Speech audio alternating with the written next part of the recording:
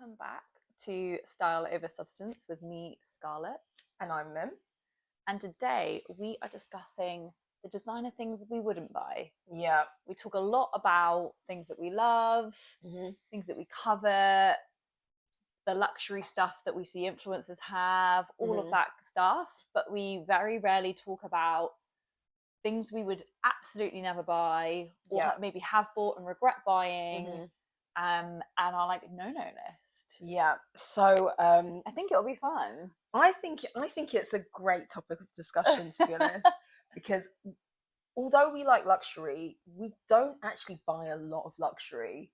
And I even think if funds permitted, I don't think I think when it comes, that's a lie, Scarlett. Huh? If you had a lot of money, you would buy a lot. I would, but I would like to think I would still also, like, there are still certain things I just would never. And I'll get on to that. Oh, yeah. There are still, because the boring part of me is like, would I ever buy anything I could outgrow? You know? But if I had a lot of money, yes. Right now, if I could grow out of that, maybe not. Yeah, I agree. I mean, like, size-wise, not like I mentally have outgrown this. Yeah, I get what you mean. I came across an article of 7 luxury items you'll regret buying, and I want to know if you agree with the list, right? If you think it's ridiculous, and any notable mentions that you want to add to the list as well. Yeah, okay. I'm ready. So the first one, very weird. It said designer handbags. I don't agree. So let me explain what it says. It says some people throw tens of thousands of dollars on designer handbags for the name alone. I kind of agree and disagree, though. I get really annoyed, and it's a real thing on the internet at the moment, sometimes positively and sometimes negatively, of comparing like a coffee habit for a year and being like, drop your coffee habit, you could save X amount of money and that can be a deposit. Like, you know, yeah. And then there are other ones that like, trust me, that's not going to get you a deposit, go have your coffee. But like, I think the annoying thing of like or quantifying the amount of money is like, maybe they don't want another mortgage. Like, they've clearly probably got a house that they're spending tens of thousands of pounds. Maybe they don't want a second property. Like, not everybody just wants to accumulate, or like, not everyone's planning for their succession. Some people are just living their life. They're living in the moment.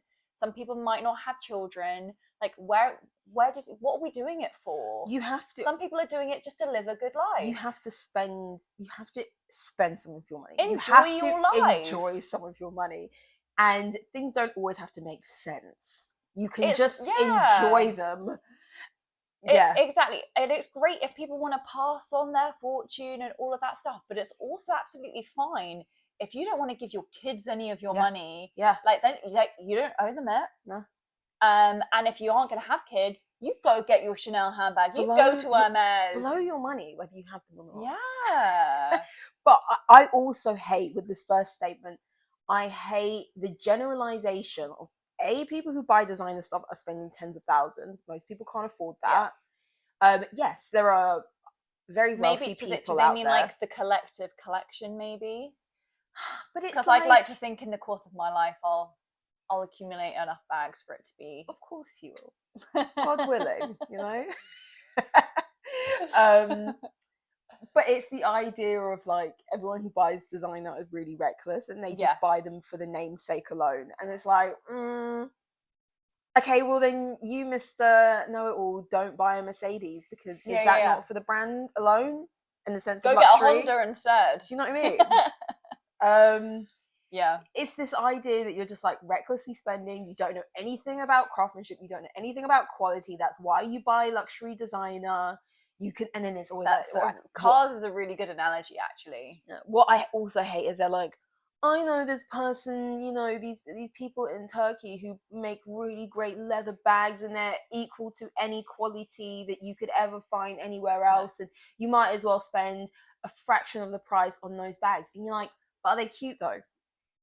Do the bags look good? No, but also, like, for me, I have a real pride of owning the real thing. Yeah. good sir, I'll go get you a Volkswagen and we'll swap out the logos, and you see if you feel just as proud driving your Ferrari around. Yeah. Like, I want the pride of having saved, managed to buy, and owning it. It's not like you're saying, like, don't deduce it or reduce it to like some fickle, I just want that, like there's a lot that comes with it. It's the same, like you said, with cars. Like, you see those men driving around in their Ferrari, checking who's looking, like, and I love it and for they're them. proud Yeah. to own their Ferrari. Let me be proud to walk around with my Birkin. Exactly. And I think that, you know, we live in capitalism, so yeah, for us to pretend like status doesn't matter is absolute bullshit. yeah. It then basically says, if you're looking for long-term value and an ability to make a profit on it later, reselling luxury designer handbags is probably reckless. And again, I take issue with do not buy stuff with the idea of reselling it. Don't get me wrong. Now, sometimes people justify it a lot. Yeah. Sometimes people, you know, it's when you invest a lot of money on something, it's good to know you can get some money if you sell yeah, it. because sometimes you don't want to commit when the going gets tough. Yeah, you don't want to risk that much. I understand that, but really, if you're not buying things because you love them, that's where you're going wrong. That's where if you're buying things just to buy things and just to follow a trend, that is where your problem lies. I think. And reselling is it's a fickle game. But like, yeah, it's just the idea that they've narrowed it to these women just buy like loads of handbags and then they just resell them or whatever. Also, whatever. If I don't use my bag, I'll sell it. Yeah. Like, I've just got rid of loads of clothes. I'm selling them for a fraction of what I even paid for them. Some of them probably were worn once, if not at all. And some of them I gave away for free to charity. Yeah. Like, resale doesn't have to be lucrative.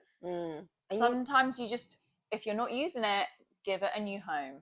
Yeah. And you know what resells even worse than a designer bag?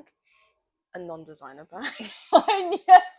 I was like hoping you were taking it there. I know. And I was like, when you looked at me, I didn't know what you were going to expect. But yeah, I agree.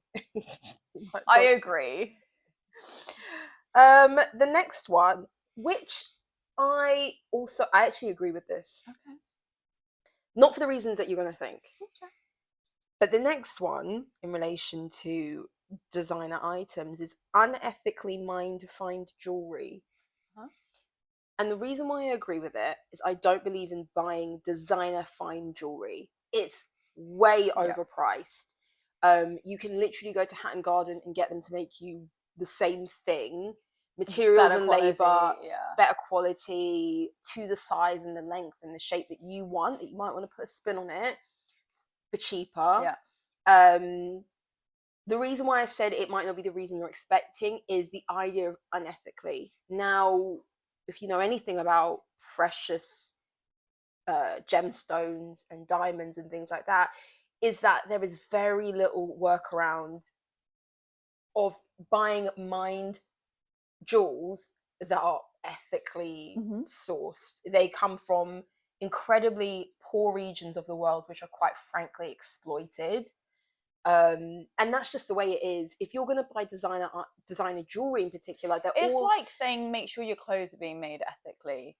We like, even them being made here, it's not. We know that if something's getting made in Bangladesh, like, it's not in the best like, it's the fact. It's the fact of the gems. It's the fact of fast fashion. Yeah. I think it would be nice to do our best to make sure that everything's ethically sourced, but when it comes to diamonds especially, I'm sorry, it's not going to happen. And I'm not complete lab grown. Is that a real diamond? That's what I want to know. Would I rather cubic zirconia? I would. You know why? Because they're very cheap. I know. And you can buy a lot of cubic zirconia that looks cute, special occasions, whatever, for 1/10 of the price. I'm going to be honest. And like, I like nice things. Yeah. But I don't know if I'd care if my ring was diamond or not. Your engagement ring. We need to have Yeah. an episode about this because I have thoughts. We actually should do an episode I have about thoughts. Yeah. engagement rings. Okay. There you go. This next one. Okay. Yeah. What do you think about fine I jewelry? agree. And my sort of reasoning is I don't really like when fashion houses try and do it all. I understand why. It's like it's the whole thing, but like I would rather go to Cartier, to a jewelry specific place. But aren't they designer to you? They like are, Boucheron but and... sure. But like I would rather go to a more jeweler catered. I'm more in my head. I'm thinking like, am I going to go get some earrings from Dior? Okay. Only if they're costume jewelry would I. I would never get their fine jewelry. So I'd rather go to a place like Cartier or whatever where it's like focused. However, I agree that there is such good like jewelry out there with the same craftsmanship, if not better, that just doesn't have that logo on it. But then we just use that rationale for like the handbags that are made with really nice leather in Turkey. So, but I have like, I think I wouldn't mind wearing a diamond, whether it was Chanel or not. I would mind, but also I'm not really someone who wears copies. So I'm not going out there to a jeweler in Hatton Garden and saying, give me a Cartier love bracelet. I would go buy a nice bracelet. But the point you made about why would I buy dupes of jewelry and not of handbags has really stumped me. Has really stumped me, to be honest. Yeah. Is it because that like I think jewelry can be cheap and costumey. I think accessories we take more seriously. I know I certainly do. I mean, would I like lots of nice jewelry? Yeah. But I don't know. But I agree. I don't think I would ever buy fine jewelry from and also a fashion house. Designer fine jewelry is very expensive. We're not talking about $2,000 for a bag. Yeah. We're talking about 30 grand for a diamond encrusted necklace with whatever. It's just off the charts expensive. So I think that there's an element of the handbag is doable and the fine jewelry is not. A Cartier love bracelets with diamond is like 6, 7, 8 grand. What? No, more than that, like 10 grand or something. No? Yeah, everything just is really steep. Like the famous Dior like we ring. Oh yeah, that was very popular for a time. Really popular. I love it. And actually, my old boss had that as like her wedding ring. Wow, like she said yes. Yeah, which I quite like. So she had like a vintage engagement ring, and then she had the we on a different finger. And that was like her wedding band, which I really rated. And I think that's a really cool idea. Very cute. It literally, hers was like, I don't even know if hers had, I think it probably just had the little diamond dot of the eye. That's like £1,000 or £2,000. It's literally only got like the smallest speckle of a diamond. Like dust. Yeah. And it's like crazy money. And is it nice? Yeah, it is. But could I get someone to make it like for a fraction of the price? Probably. And I would have no shame. I wouldn't. I actually wouldn't. I would way rather do that than buy a knockoff handbag. Yeah, same. Call us corrupt. Yeah. Or yeah, I think it's a bit of a double standard, but we're all flawed. Yeah. Luxury home decor. Now, so okay, I wrote this down. Okay, crockery. Oh, I don't. You would. I know you would. I don't agree. I'm not buying Hermes plates ever. I think I would buy them. I would. You know what? I wouldn't buy the throw because everyone and their dog has one of those throws. I was actually thinking that when I was writing my list. I was like, I don't want the Hermes pillows or the throw. Yeah. Because you know what? There are also some people who've just made them on Etsy, and I don't want anyone ever thinking that that's not real.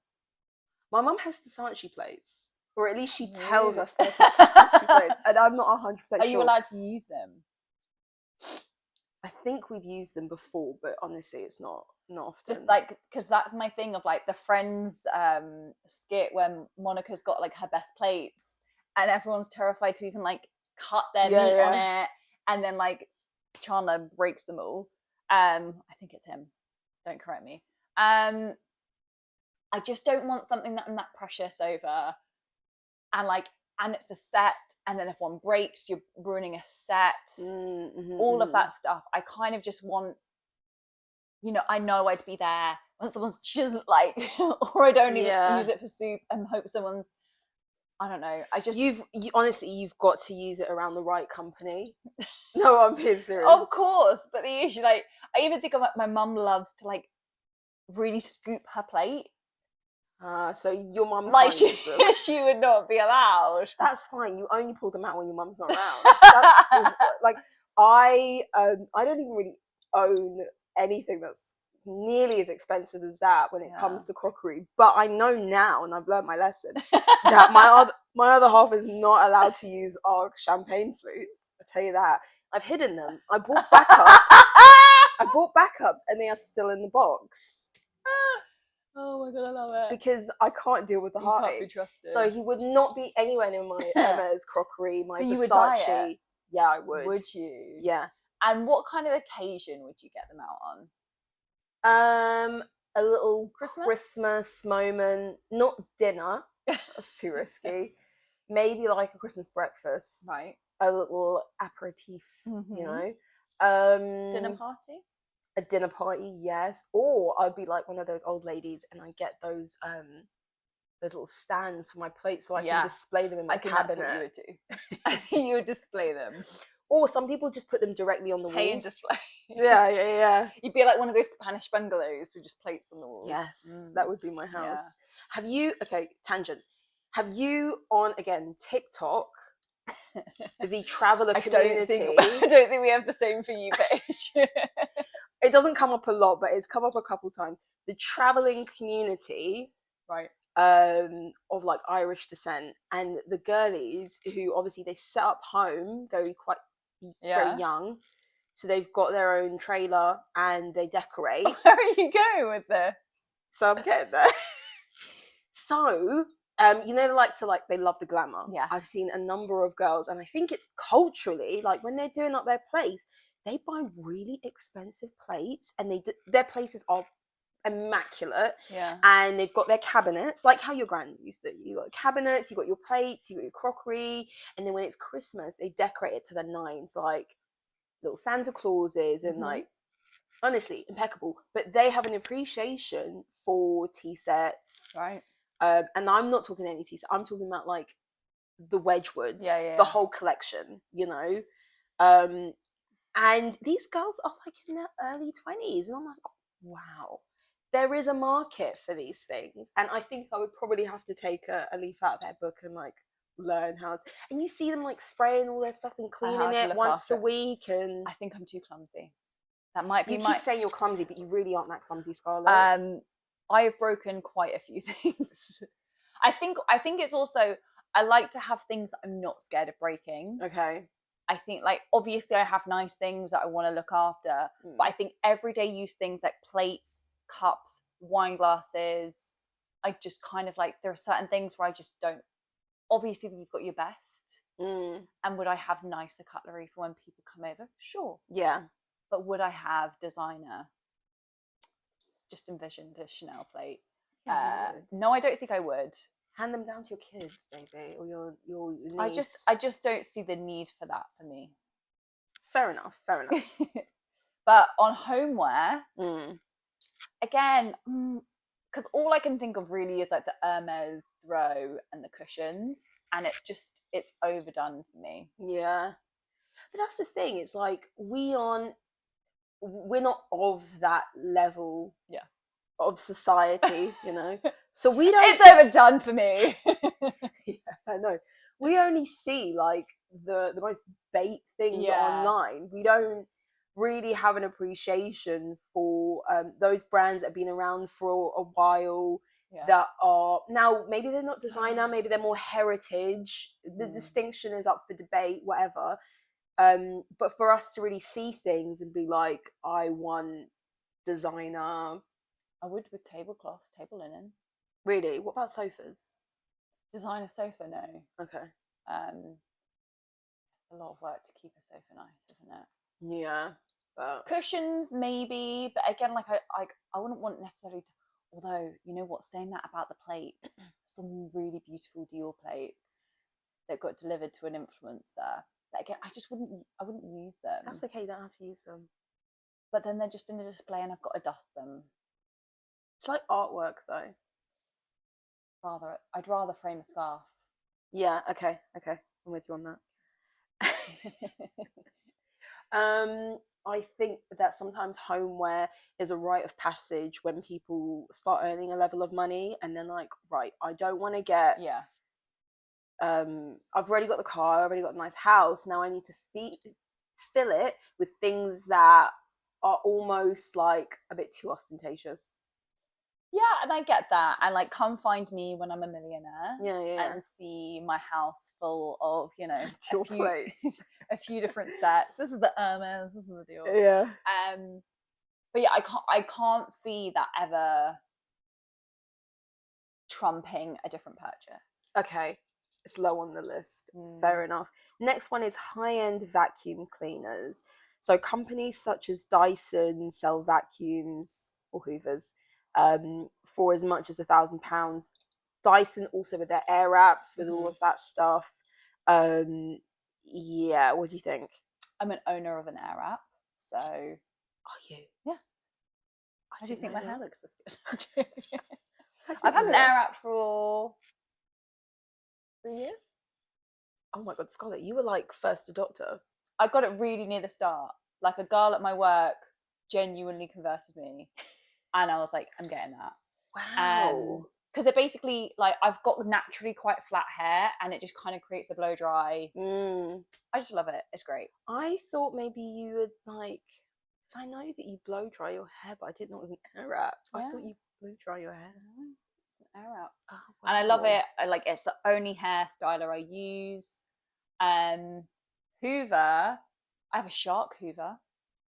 It's like the level down from a Dyson. Yeah, but that's still. I got it on like a Prime Day. That's coming from someone who's like, I've used a terrible Hoover and it used to spit out pine cones from the Christmas tree. Oh, okay. And I was like, I'm getting a good Hoover. Yeah. And it lasts. These things last. I think vacuum there are cleaners other alternatives? Of course. Hoovers are tricky, I think. It's really difficult to find a good Hoover, and it's not necessarily always the most expensive ones. I have a Vax one. It's rubbish. It's conked out already. Yeah, after like less than a year. I might have to just get like the Henry. Yeah. Tim is like bang on this Henry thing. And I was like, I've had a Henry growing up, and if you want your walls to go boom, boom, boom, boom, every time you try go through the house with a big old Henry, yeah, that's on you. But yeah, I think this is the thing though, is that this is like us, a big symbol of society just wanting everything to be luxe. Like there are people even like a Dyson fan. Like the other day, like my flat gets obscenely hot and obscenely cold, and there's not really much I can like do about it. Don't give me suggestions. And I was like, do I try and buy like the Dyson? It's £600 or £700. The one that does both, that heats and cools. And like purifies the air or something. Yeah, I don't need that. But it's more like, I need some kind of a device that's going to cool this place down and heat it up. But this is also not my forever home or anything like that. But there's just something inbuilt in us now that we all want like the best thing for the job, or like the originator. And I think that's what like the air wrap was a bit. It took a while also for companies to catch up with the air wrap. I'll admit that. It was like the first of its kind. It looks after your hair still, like all of this stuff, great technology. But like with a vacuum cleaner, like I don't know where Dyson's trumping the market on that. I think it's over the past 20, 30, 40 years, we've seen like the diminishing of quality so that companies can get you to come back and buy more and more and more. And as a society, we realize that overall things don't last as long as they used to. They're not built to last. And so we're in search of like, okay, even if I pay double for this, will it last me 4 times as long? and I don't want to have to come back to Argos to find a replacement anytime soon. And it's the belief of like, okay, if I can, I'm not gonna buy the cheapest thing out there. Mm-hmm. I want something that will last me because that is more money savvy. I think that's the train of thought people have. I want to get away from buying cheap products, which I know won't last, in search of something that will genuinely work better, that will have better quality. I know sometimes the idea of, or the excuse of better quality is often used, but I do think people crave for something that's going to work and that's going to last them. Yeah. That was my thinking with my Hoover. I got it on a Prime Day sale. It was a great bargain. And I was like, I intend for this to last me a really long time. Yeah. How long has it lasted you? My Hoover, how long have I had it? I think I bought it as soon as my flatmate moved out. Okay, it was like, so it's been about a year, yeah. And I was really excited to buy it. I'd had my eye on it for a few years, and it was kind of like, this is my moment. I was like, I live by myself. Mm-hmm. Yeah, I'm treating myself to Hoover. Yeah, that makes sense. Well, yeah. Next one is a weird one on this list, so I'm just gonna brush past it. This I think you'll agree with. Ultra high-end luggage. There's only a need for it if you're flying private. Yeah. Like, I'm not checking in. But you know what? I even have this. Thank you for raising this. Okay, I follow influencers. So someone like Amelia Liana, she's got a really giant, like, big Birkin bag, or Kelly. Oh yeah, it's a travel bag. But it's just like it's the large. Yes, what I mean. It's like so she uses it as like her hand luggage, or like her holdall. Ballin'. And I'm like, is that going under your seat? Do you put your hand luggage under your seat? I don't. I'm not putting it in the overhead locker either. If you're on first, you would. But like, do you know what I mean? Like, where is your bag going? Where is your bag going? Because I don't want it rubbing. Oh no, because see, this is povo mentality. Because when you're in first, you get a little table. So there's somewhere nice to put it, maybe. Yeah, of course. But this is my issue of like, where is it going? Are you always flying them business first? Yeah. Like, I just find it really stressful, the idea of these really nice bags being put where they're going on a plane, all of that stuff. Like, but you're right, they probably have the money to be flying business and all of that stuff. Yeah. But yeah, like, even, I don't know. I think a hand luggage moment, I get it. Or like, not the suitcases.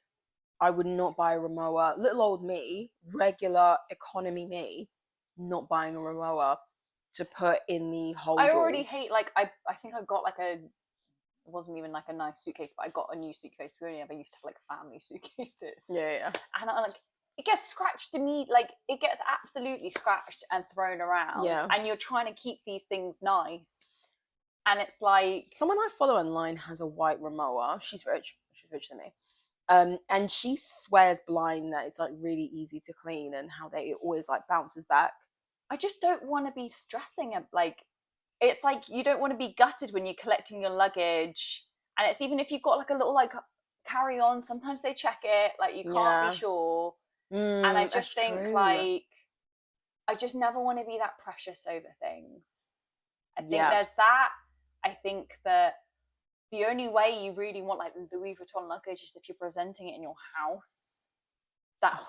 And then that's not my vibe. And then you're a target for people to break into your suitcase. You think the people who work at the airport are not gonna? I'm saying you only show it in your house, as in like, people just use it as a decorative. Yeah, but table. What I'm saying is like you can actually get like pulleys and stuff that are Louis Vuitton suitcases. Yeah, no, I know, of course, yeah. But like, I just wouldn't. You can't.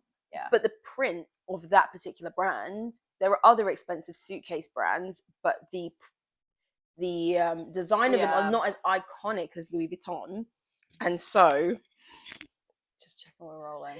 And so it's so much more of a Of risk course, to yeah, have yeah. Louis Vuitton because people are going to break into. You can only have that as your holdall. The most you can have is the duffel holdall, whatever that's called, like the weekend bag. But again, Yeah, that doesn't really appeal to me.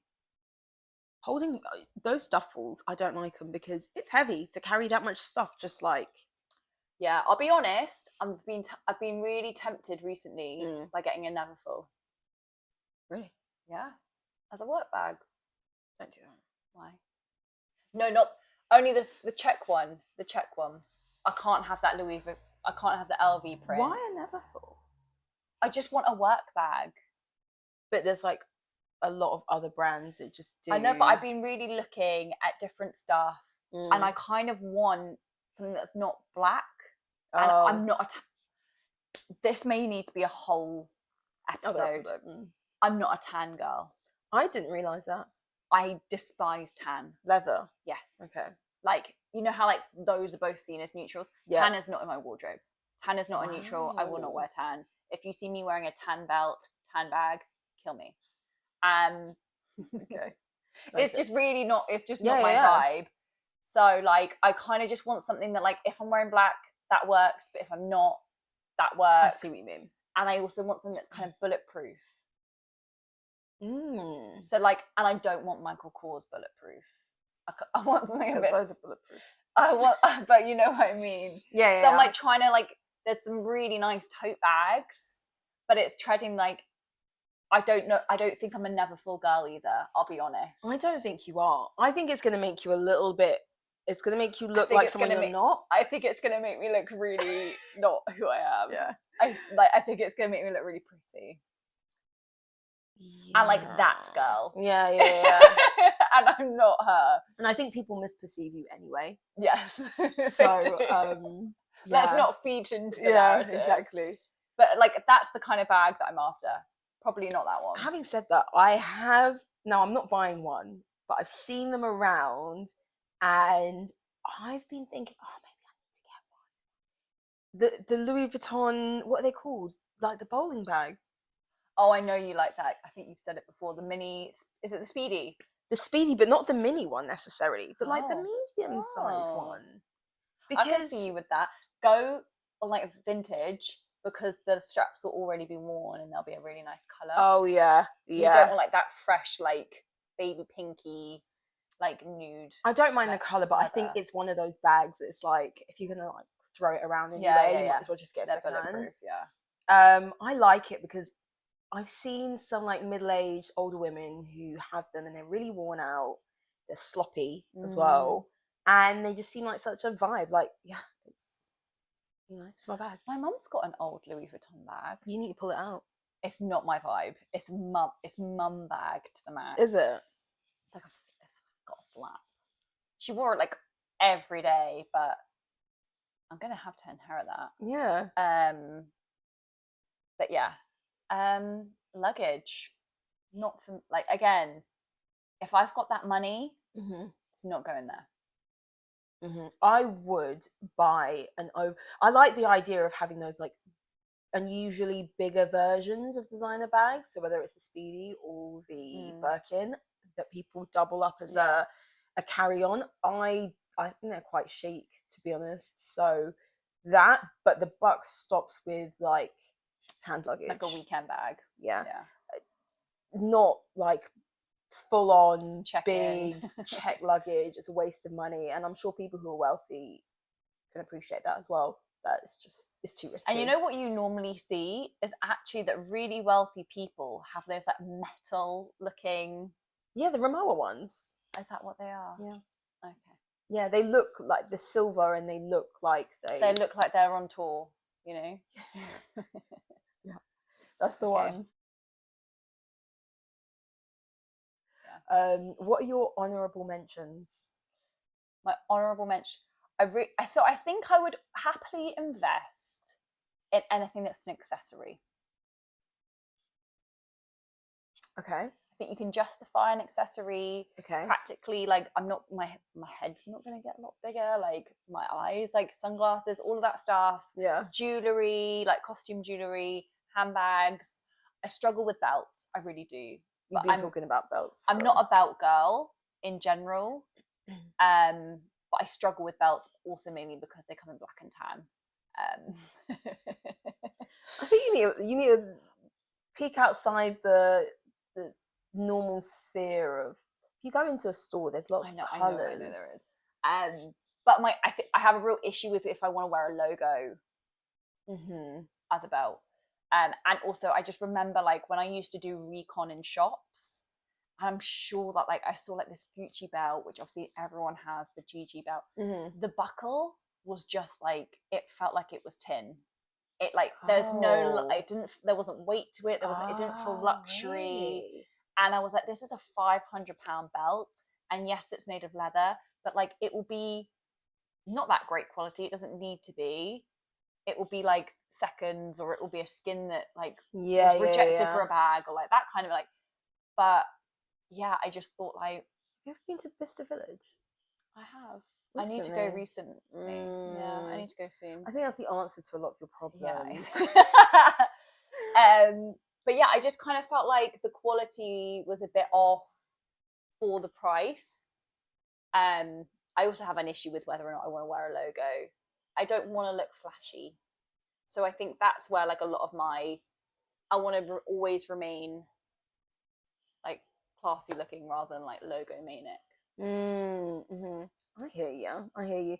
And then another one you've got is, which reminds me of like buying school uniform for children, where you say anything, when you say anything you can grow out of. Clothing, yeah.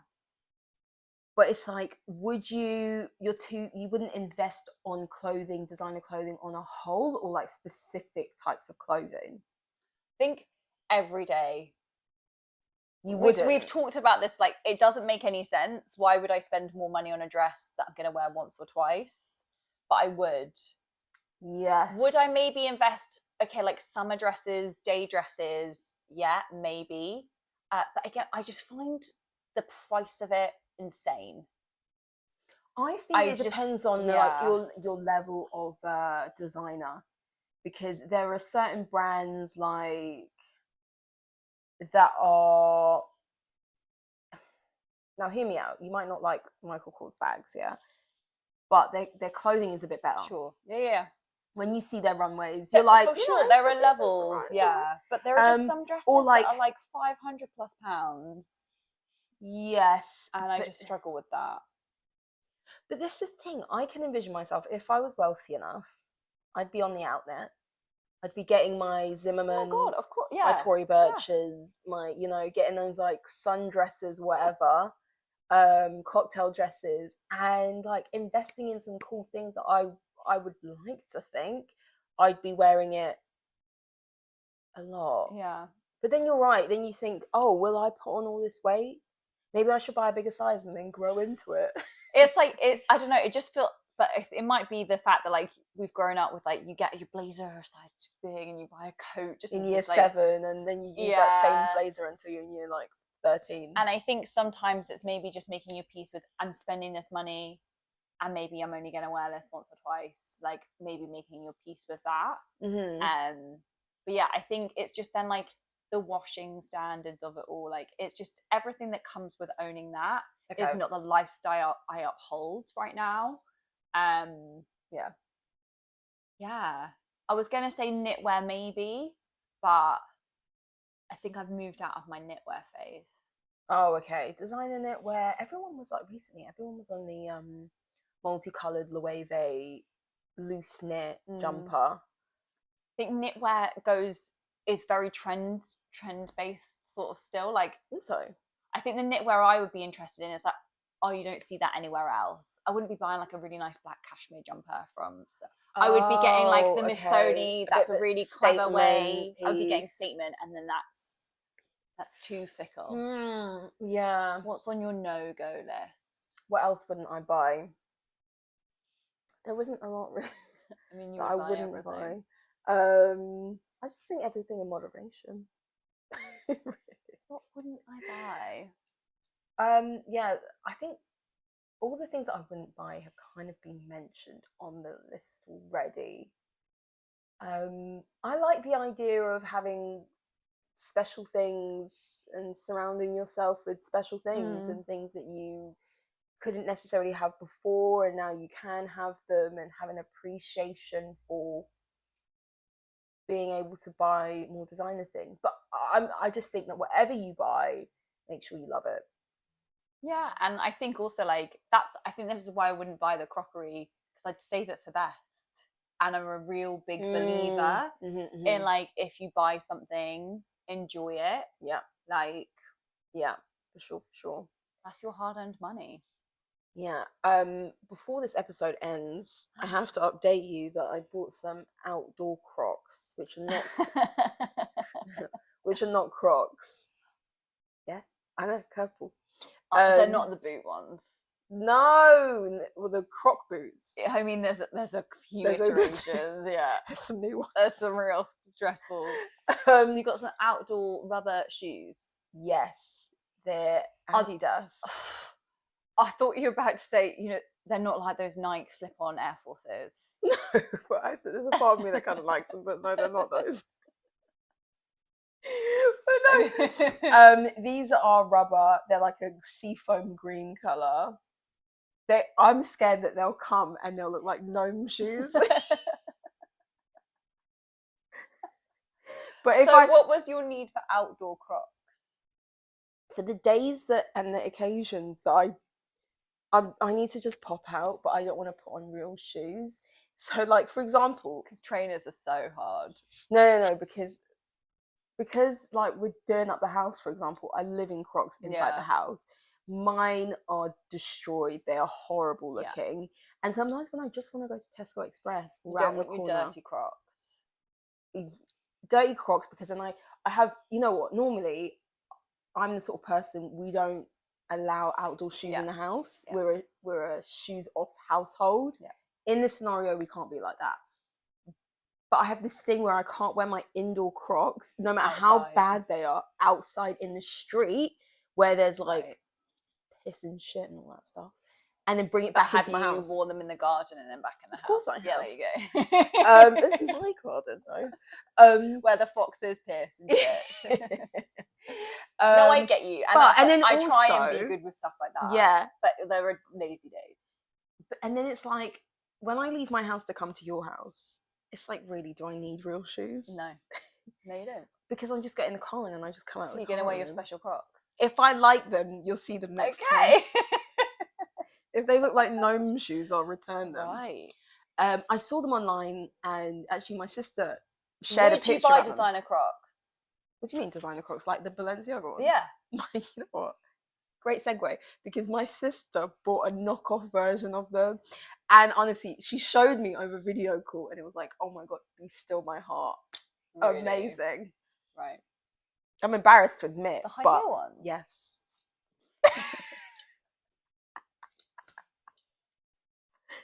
I know. Oh, wow. We need to do that. She bought it for like £20 or something, and they're the high heel one. And I was like, you know what? It's not a vibe. It's great. So, would I buy designer Crocs? You would, if money allowed. Well, when you say designer Crocs, what are we talking about? Like Balenciaga? No, not like their version. Okay. So say Balenciaga, whoever, Dior, Louis Vuitton, they did Chanel, a collab. Did a collab, created a shoe that looks like a Croc, but it's theirs. Yeah, I would. You would? Yeah, I would. Okay. You just wanted to clear that up. The same way, and I know this collaboration was slightly better, Birkenstock Manolo Blahnik, great collection. If that was cheaper, I would have got myself. You know what? I'm tired of small runs. I'm tired of, like, you have to get in there and get in front. Yeah. Why can't they just make those shoes? Yeah, and have I really liked those like velvet ones. I know. So yeah, I would buy novelty Crocs for sure. Yeah. So that's another thing I'd buy. Anyway, let us know what you think. What are no-goes when it comes to spending thousands of pounds on designer items? What's on your list? Let us know. You can contact us TikTok, Instagram, YouTube. You can email us as well. But anyway, we'll see you next week, guys. Bye.